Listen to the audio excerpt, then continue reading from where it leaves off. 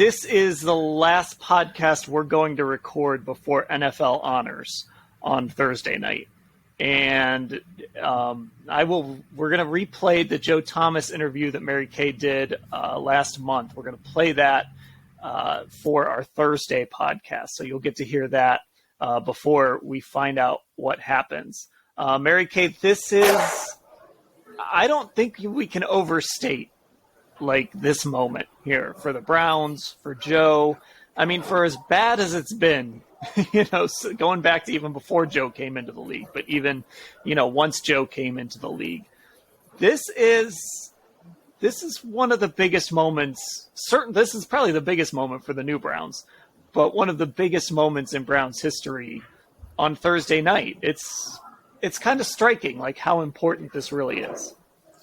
Yeah, it really is. I mean, good for Joe. He's so deserving. It's so good for him, so good for the city. As you mentioned, it's a big, huge moment in Cleveland Browns history. This doesn't happen very often in terms of getting a player into the Hall of Fame. I mean, especially for the Cleveland Browns with all the losing that they've done over all of these years. I mean, these have been the lean times. So it's not like you're going to have a number of guys coming off of, the greatest show on turf and going into the Hall of Fame.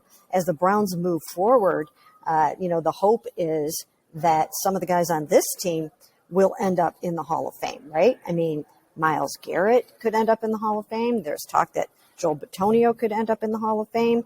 I think Amari Cooper, if he has a few more Pro Bowl seasons, can get into the Hall of Fame conversation.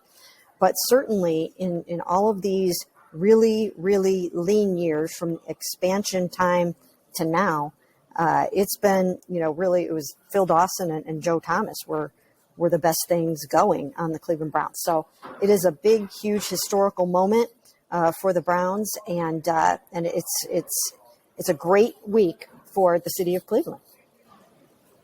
Yeah, Ashley, we'll obviously spend more time on Joe Thomas. We'll try and do that on Friday because we certainly want to give him his due. You didn't get to cover Joe. I only got to really cover the last couple years of his career. But just, when you think about Joe Thomas, what do you think of first?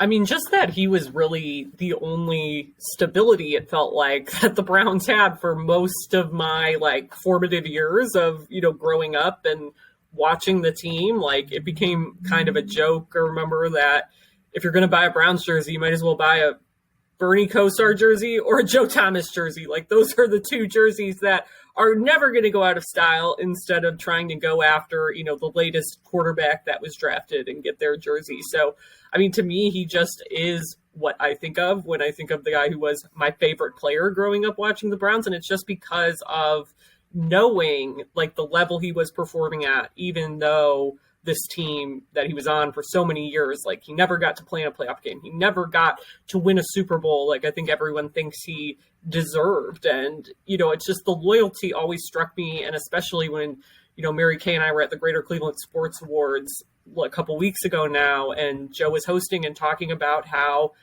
towards the end of his career, Peyton Manning called him up and said, "Hey, I think we can win a Super Bowl here in Denver, but I need you as my left tackle, and you got to try to make something happen there." And Joe wouldn't leave, and they went on, of course, to win a Super Bowl. So, I said at the time, it's funny because I'm so glad he stayed and spent his whole career here, but it makes me almost the fan who grew up watching him. Now, in hindsight, it almost makes me sad for him that he never got to experience that. But I think the loyalty is just such a part of his legacy, on top of the high level he performed at individually, even when this team was struggling as much as it was. And Mary Kay, you're one of the people that kind of got to see the arc of Joe's career. I know the Joe that I covered was a little different than the Joe when he first came into the league. He was sort of starting to transition to the end of his career. He was really becoming kind of that media darling in a lot of ways. Not that he was, there were certainly, I'm not saying he wasn't that early in his career, but he really started to embrace sort of who he was and kind of, what we kind of knew him for.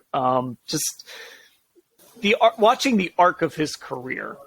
I mean, what was that like, especially now that, here we are, not to make us all feel old here, but here we are, Joe Thomas is about to go in the Hall of Fame.